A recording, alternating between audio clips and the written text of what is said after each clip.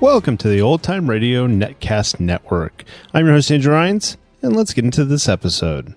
This episode is going to be Escape. Original air date is September 12th, 1948, and the title is Evening Primrose. Let's get into it, and I hope you enjoy.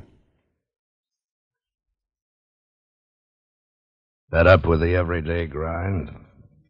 Tired out from the summer heat. Want to get away from it all? We offer you Escape. Escape, designed to free you from the four walls of today for a half hour of high adventure. You are groping through the midnight dimness of a gigantic department store, and suddenly you realize that 100 eyes are staring at you from the shadows, and 100 hands are reaching for your throat, and your most urgent desire is to escape.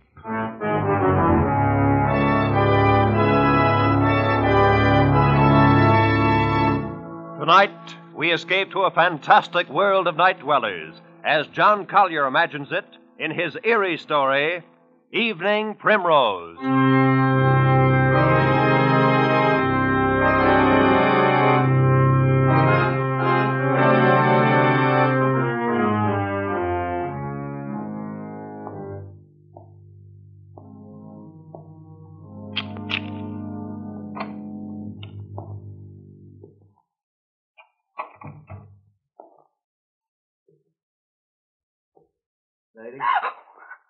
Sadie, what's the matter? It's me.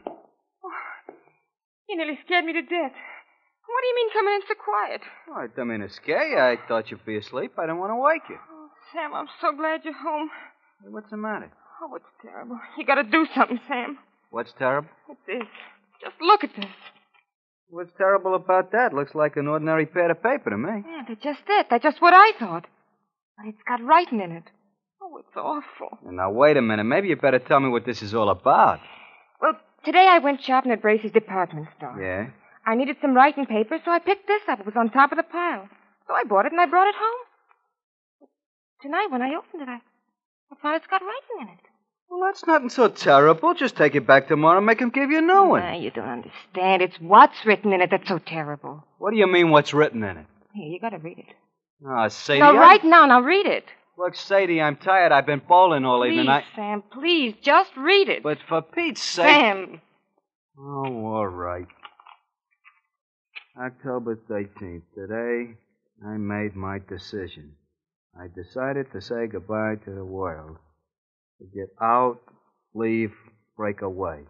And I have done it. Ah, Sadie, Go on, read. And now I am free. Really free. Yes, I am free at last.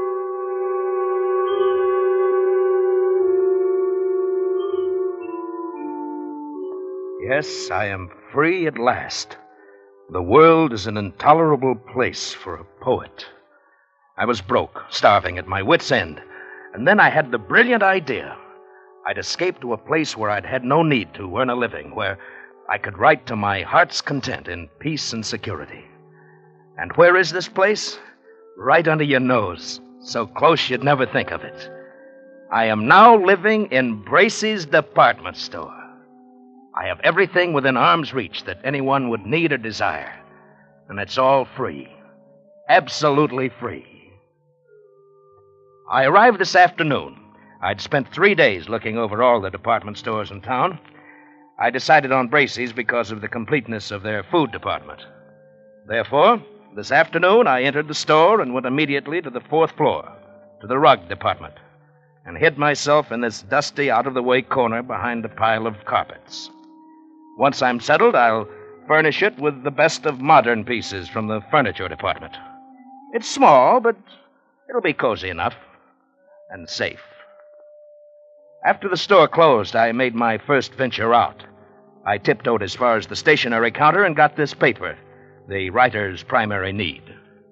Now, after making my first entry, I'll go out and get food, wine, and the pillows for my bed, and perhaps even a fancy dressing gown. This is perfect. Here I'll be able to write. Dawn, October 14th. I am almost too unnerved to write this. The whole thing is unbelievable. After the store was dark and completely quiet, I crept out and started for the food department.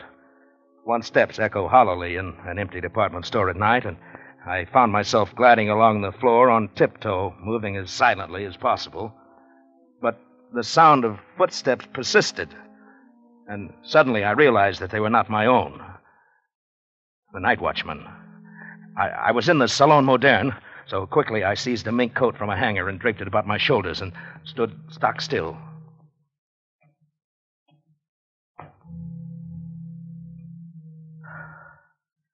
I could have reached out and touched him, but he passed without so much as a glance. I started to smile, but the smile froze on my lips. There was someone else here. I was looking straight into a pair of eyes, large, flat, luminous, inhuman eyes a dozen feet away. They belonged to a creature dressed as a man, but he was as pale as something found under a stone. His hands hanging motionless at his sides looked more like the fins on a fish than human hands. And then he spoke. Not bad for a beginner. I'm sorry. I didn't know anybody else lived here. Oh, yes, we live here. It's delightful. We? Yes, all of us. Don't you see? Look around you. I looked around and saw nothing. I looked again and saw an old one come clambering out from behind a clock. And there were 3 elderly ingenues, incredibly emaciated, pale as lace, almost transparent, slumbering before a perfume counter. And a chintzy lady swam out from the curtains and the drapes. Then they came swarming thick around me. Pale, thin, wispy, moving silently, fluttering like gauze in the wind, whispering. Of course, it's a sign. Detective, send for the dark men. Send for the dark men. They were pressing around me, clawing, holding me, their pale faces contorted with venomous and human hatred. I was paralyzed. All I could do was repeat over and over again, I am not a detective. I'm not a detective. I'm not. A burglar, then. Oh, they'll carry him to the plane. Send for the dark men. Stop. Let him speak. I am not a detective or a burglar. I'm a poet. But what are you doing here? I've renounced the world. I came here to live where I could be alone, away from the world. Why didn't he come over to us? Just like us. He must meet Mrs. Vanderpant. Mrs. Vanderpant, she's coming now. I followed their eyes toward the balcony, and the hair on my neck rose again. There, coming down the wall, like an ancient spider, clambered an old lady, wrinkled and crackled and emaciated. She must have been at least 80, the shadowy matriarch. And the things around me bowed and scraped as she reached the floor and floated toward us. What's going on here? Where is that stupid girl? What's keeping her? Oh, Mrs. Vanderpant. Well, what is it? Who's this, Mr. Roscoe? Mrs. Vanderpant, may I present Mr. Huh? Oh, Snell. Charles Snell. Yes, Mr. Snell. He's a poet. He has come here to live. Oh, he has he? That's what he says. And I believe him. Well...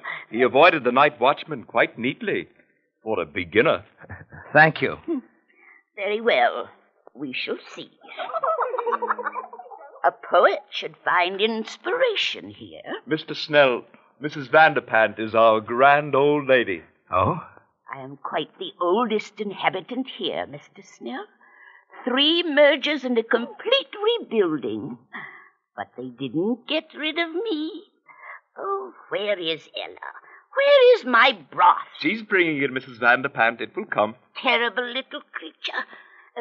She's our foundling, Mr. Snell. She's not quite our sort. Oh, is that so? I have been here, Mr. Snell, ever since the terrible times of the 80s. I was a young girl then, a beauty, they said. I'm sure. And poor Papa lost his money. Races meant a lot to a young girl in those days. So when I wasn't able to have a charge account, I came here to live. That's better than a charge account. I was quite alarmed when others began to come after the crash of 1907. But it was the dear judge, the hello. colonel, Mrs. How do you do? Bilby. How are you? Mrs. Bilby writes plays. Oh? And comes of an old Philadelphia family. You'll find us quite nice here, Mr.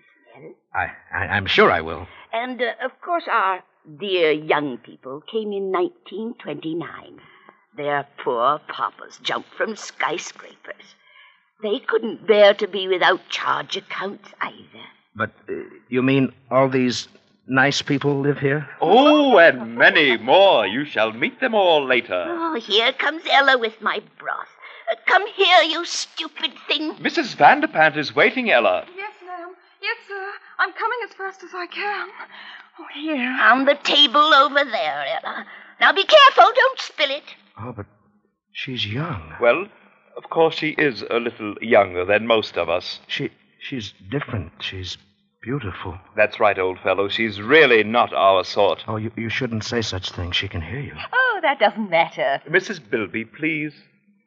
Mr. Snell, you will understand these things better after you've been here for a while. But it seems to me Mr. that... Snell, we have certain rules here.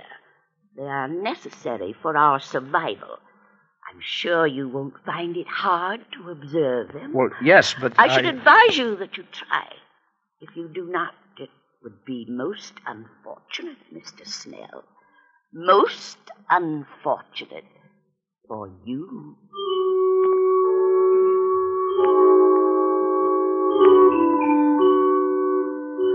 October 15th. You can imagine my feelings last night. My first thought was to escape as quickly as possible.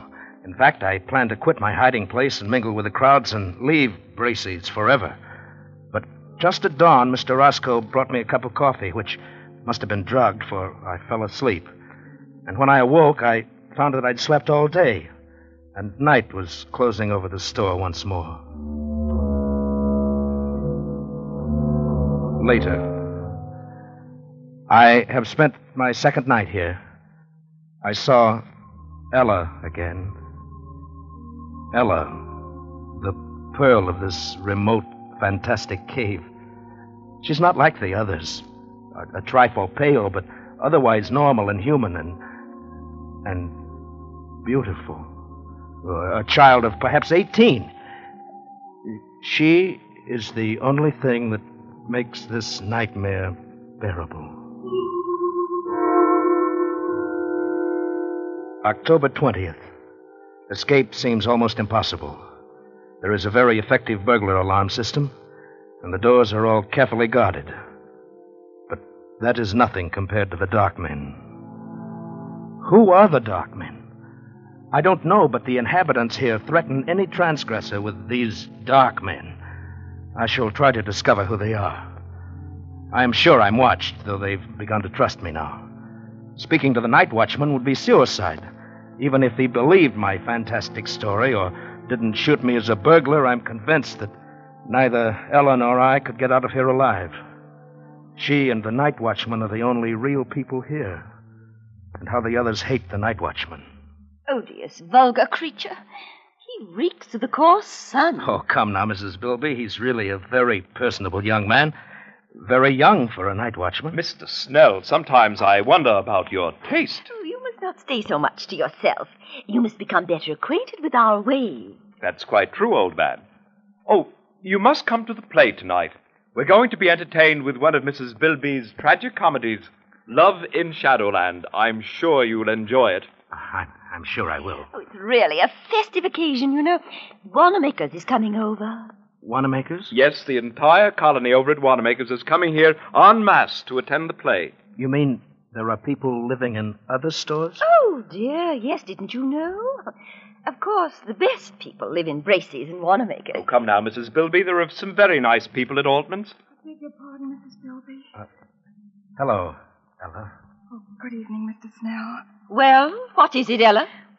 Please, ma'am, I'd so love to see your play tonight. May I have your permission? Certainly not. You know better than that, you stupid creature. You know where you belong. in the basement by the garbage cans. But Mrs. Bilby... Hush, Mr. Snell. Ella, you're becoming entirely too forward of late. I advise you to watch your step. Remember the dark men. Oh, no. Please, Mr. Roscoe.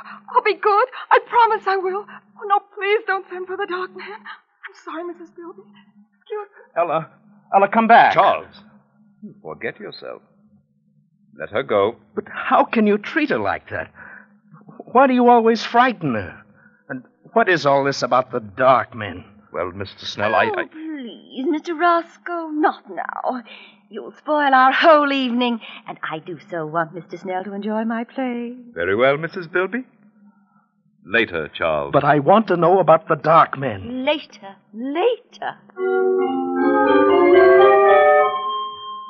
October 21st. I found an opportunity to speak to Ella alone. I had not dared to speak to her before. Here one has the sense always of pale eyes secretly watching. But last night at the play, I induced a fit of hiccups. As I anticipated, I was sternly reprimanded and told to go and secret myself in the basement where the night watchman wouldn't hear me. This was exactly what I'd planned. I went to the basement. And there, in the darkness, among the garbage cans and the rats, I heard sobbing. Ella? Ella, is that you?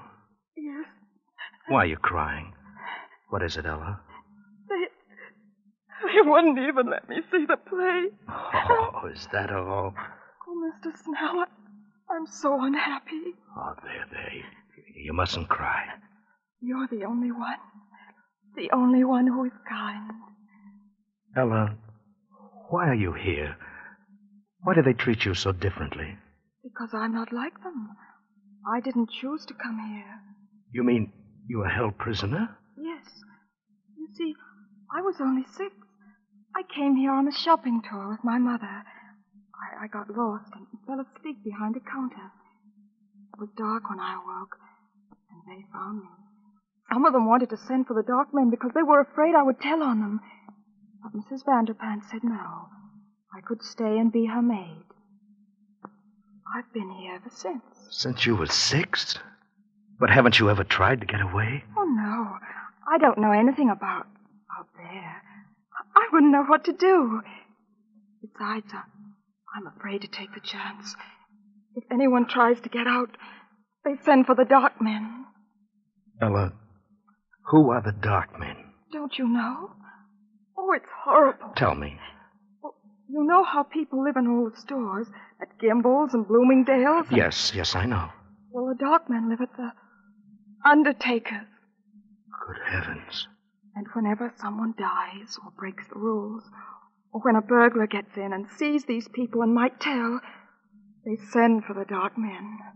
That's horrible. They put the body in the butcher shop in the food department, and then the dark men come. I saw them once. It was terrible. What do? They go in where the dead person is. They have wax with them and all sorts of things. And when they're gone, there's just a wax model left on the counter. Then our people put a frock on it or a bathing suit and mix it up with all the other wax models in the windows. And nobody ever knows. Ellie, you mean all these dummies are... Oh, no. At least, not all of them. But if you displease these people, the same thing might happen to you.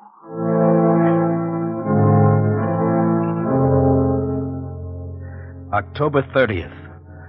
I've not kept up my journal. Writing has been out of the question. Once more, I'm frozen with terror. Not for myself now, but for Ella. They hate her. Any time they might turn against her and send her to the dark men.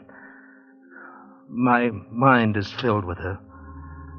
I dream of her every day. I live to see her at night. We've managed it several times. They trust me now and let me roam about without interference. And finally tonight I met her again and said it. Ella, I love you. Charles. I love you, Ella. Let's get married, or whatever they do here, and then we can live together in my home in the carpet department. They wouldn't dare hurt you then. Charles? Oh, don't look so dismayed. If you like, we'll go away from here. Maybe we can get transferred to Bergdorf Goodman, overlooking Central Park. Don't, Charles, don't. You must. Oh, but I love you. Ella, you're not in love with someone else. Oh, Charles. Yes, I am. But who? I thought you hated them all. Oh, it must be Roscoe. He's the only one that's young enough. Oh, no, Charles, not Roscoe, especially not him. Oh, I do hate them all. They make me shudder. Well, who is it then? Who? The night watchman. No, it's impossible. Oh, I love him. He smells of the sun. Ella. Oh, it was wonderful, the way it happened. Don't tell on me, Charles, or they'll punish me. Oh, no. I was careless. And there he was, coming around the corner in the ladies' lingerie department. I was caught. There were only some wax models in their underthings. There was nothing else to do. I slipped off my dress and stood still. I see. He stopped near me. He looked at me. Oh, Charles, he spoke to me. He said, "Say, honey, I wish they made them like you on 8th Avenue." Oh, Charles, wasn't that a lovely thing to say? Personally, I should have said Park Avenue. Oh, Charles, don't get like these people here. It doesn't matter what avenue, Charles. It was just a lovely thing to say. But what can you do about him, Ella? He belongs to another world. Yes, to 8th Avenue, and I want to go there. Charles, are you really my friend? Oh, yes, of course I am. Then I'll tell you. I'm going to stand there again in the lingerie department so he'll see me. And then? Perhaps he'll speak to me again. Oh, Ella, you're only torturing yourself. Oh, no, because this time I shall answer him, and he'll take me away. Take you away? Oh, no, Ella. I couldn't bear that. You don't love him. You only think you do because you think he'll take you out of here. But you don't know that he will. And I will, Ella. I've made up my mind. No, Charles. I couldn't let you do it. Even if I loved you, you couldn't do it, Charles. Why not? Because you really belong here. You've become one of them now. Ella, you mustn't say that. It's true. And, Charles. What? I've got to go. There's someone watching us. I feel it. Wait, Ella. Goodbye, Charles. No, Ella. Come back. Ella. Please, old fellow, you'll arouse the night watchman. Roscoe. Yes? Love can be very upsetting, can't it? You heard? Just the last moment or so. Very touching. I was rather surprised. And yet it's understandable. I've been attracted to Ella myself. We're still young, you know. And so she loves another. Too bad, old fellow. Who could it be? Could it be that I am the cause of your heartbreak? You flatter yourself too much, Roscoe. Then who? The old judge? Certainly not. The colonel? Hardly. None of those. Not one of the customers. The staff? She loves the night watchman. Can you imagine that? She loves the night... Oh. Roscoe, I shouldn't have said that. It's not true. At least I don't think it's true. You wouldn't... You said you loved her, too. You wouldn't do anything... Tell anybody. This is a secret between us, between friends, isn't it? Of course, old man. As secret as the grave. She's young. Perhaps he'll leave and she'll forget him. In time, who knows? Perhaps she will learn to love you or me. Of course, in time. And we'll figure a way to keep her safe here. Absolutely safe. Now, don't you worry about it. Well, it's almost dawn. Time for bed. Good morning, Charles.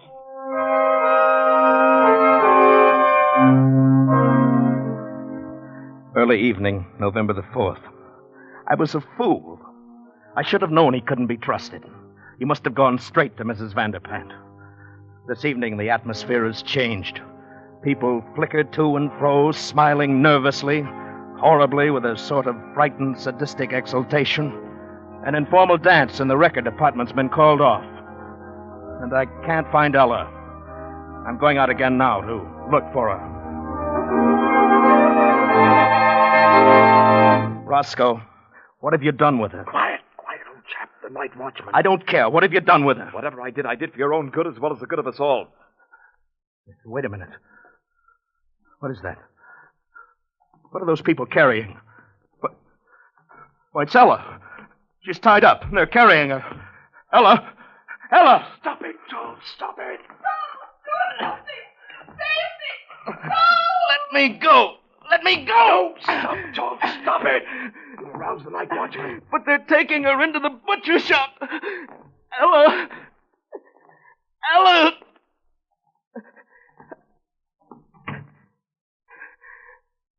Ella! Yes, Charles. Those are the dark men.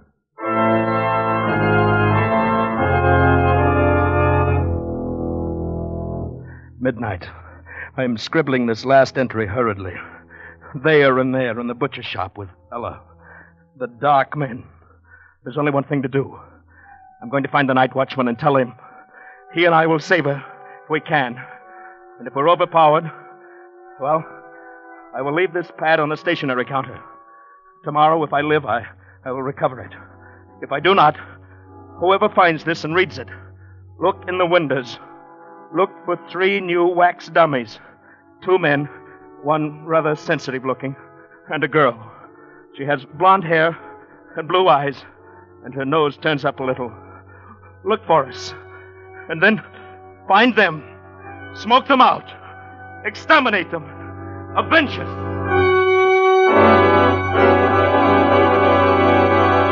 Find them, smoke them out, exterminate them, avenge us. Sam, isn't it horrible? We gotta do something. Tell somebody something. Oh, Sam, what'll we do? Do? Nothing, go to bed. Oh, but Sam. Whoever wrote this has sure got a weird sense of humor, hey? Probably some clerk down at Bracey's ought to be fired. You mean you think it's just a story? You kidding? You don't believe that stuff, do you? Well, I don't know. I just thought... Forget it, baby. Snap out of it. I shouldn't leave you alone. You get too many ideas when I go bowling at night. Oh, Sam. Sam, don't you think maybe we ought to just take it back and show somebody? Nuts. It's not worth the bother. They'd laugh at you, baby. Think you were crazy or something. Yeah, I guess you're right. I guess I was silly. Forget it. Come on, let's go to bed. I'm tired. Sure, Sam. Golly, you know, for a while I was sure scared. I even forgot what I was going to tell you. What? Sam, I found the cutest dress today, only $19.95. Yeah, baby? Yeah. It was in the window at Bracey's. It was on a beautiful little wax model with blonde hair, blue eyes, and a sort of turned up nose. And there were 2 men standing...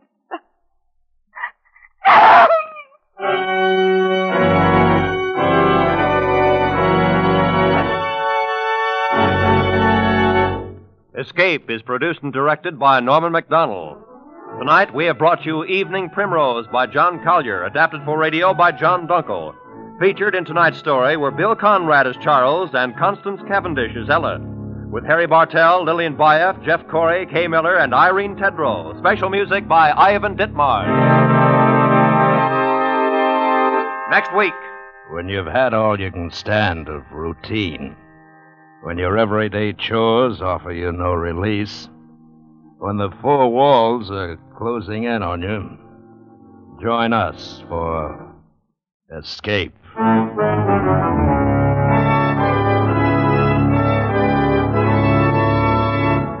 Next week, we escape with another great story by one of the world's outstanding authors. Good night, then, until this same time next week, when once again we offer you Escape.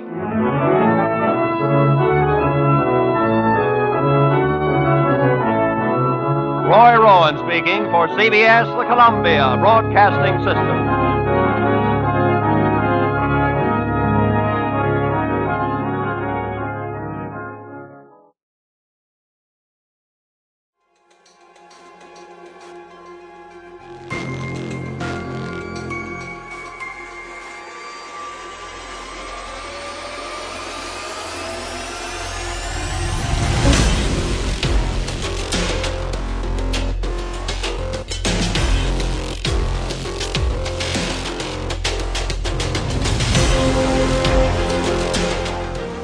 Welcome back. I hope you enjoyed this presentation from the Old Time Netcast Network.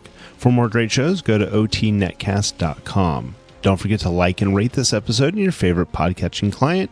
Follow this show on Facebook by going to otnetcast.com/Facebook. This episode is covered under the Attribution Non-Commercial Share Alike copyright. For more information, go to otnetcast.com/copyright. Thanks again for listening, and I hope you have a great day.